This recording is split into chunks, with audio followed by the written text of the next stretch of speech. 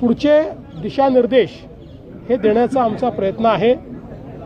आज पश्चिम महाराष्ट्राच्या आढाव्यामध्ये सगळे आमचे मंत्री, आमदार, पदाधिकारी आणि सगळे माजी जिल्हा परिषद सदस्य, नगरसेवक असे सगळे वेगवेगळे लोक एकत्रित होते।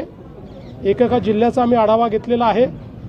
अतिशय सकारात्मक अशा प्रकारची परिस्थिती पाहायला मिळते आहे, उत्साह आहे। युतीच्या संदर्भात देखील आम्ही अगदी स्पष्ट निर्देश दिले आहेत की त्याचे अधिकार आम्ही हे सगळे खाली आमच्या जिल्ह्यांना दिलेले आहेत आणि सांगितलं आहे की जिथे शक्य असेल त्या प्रत्येक ठिकाणी युतीचाच प्रयत्न केला पाहिजे।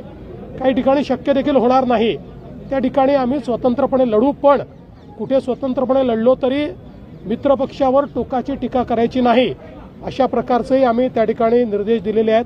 त्यामुळे त्या ठिकाणच्या परिस्थितीप्रमाणे ते आमचे जे युनिट्स आहेत ते चर्चा करतायत, युती ठरवतायत, काही ठिकाणी ती होते देखील आहे।